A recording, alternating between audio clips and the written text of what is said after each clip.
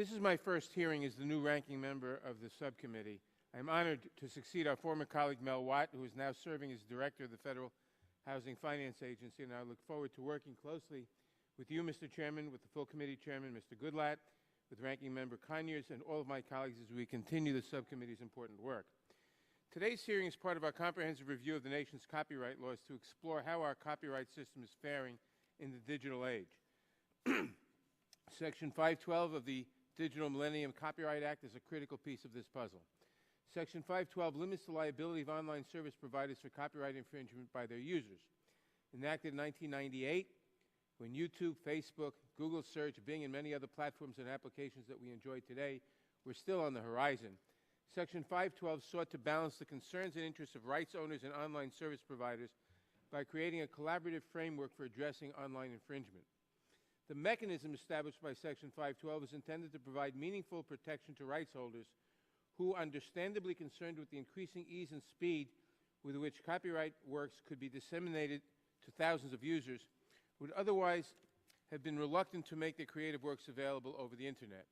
At the same time, Section 512 is also intended to address service providers' concerns that misconduct by users might subject them to liability.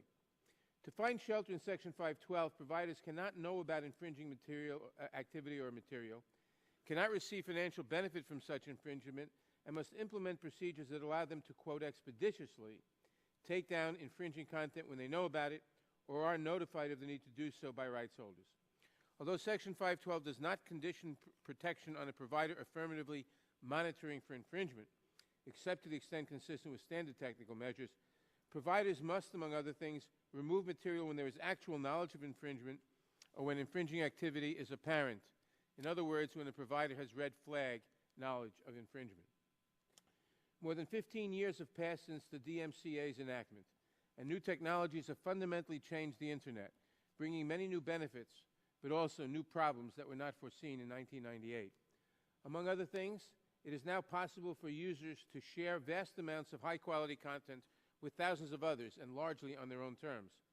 As a result of this and other innovations, online infringement has skyrocketed. Last year, for example, Google received notices requesting removal of approximately 230 million items.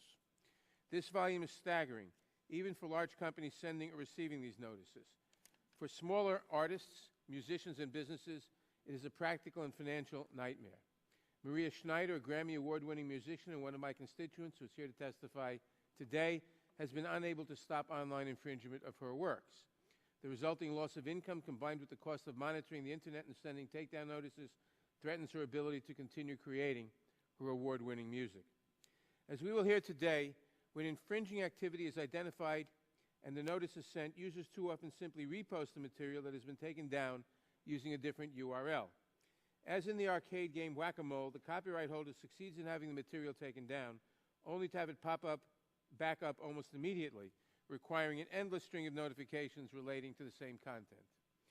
To deal with this problem, Section 512c3 allows the sending of a representative list of copyrighted works and information, quote, reasonably sufficient for a provider to locate infringing material.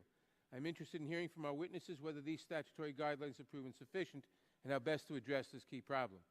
Some providers have also expressed concern about potential misuse of the notice process to take down non-infringing content. Such claims appear to be a small portion of the millions of infringement notices that are sent. For example, Google reports that it removed 97% of search results specified in takedown requests between July and December 2011. Nonetheless, Congress sought to minimize abuse by penalizing anyone who knowingly misrepresents that material as infringing.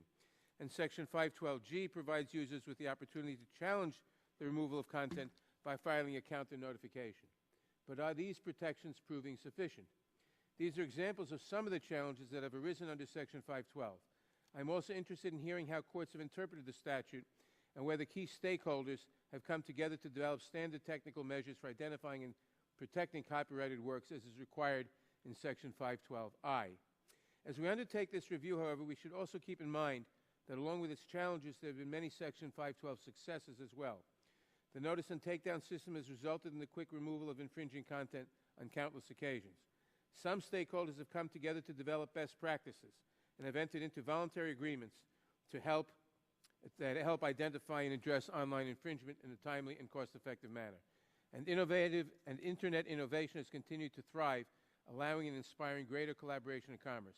Artists and musicians, from superstars to startups, now use various Internet technologies to make, market, and sell their creative works. Our goal now, just as it was in 1998, is to preserve incentives for service providers and copyright holders to work together to address online infringement in a manner that provides real protection for creators as the Internet continues to grow and thrive. Our witnesses today provide a diversity of perspectives and a wide range of experience with Section 512, and I look forward to hearing from them.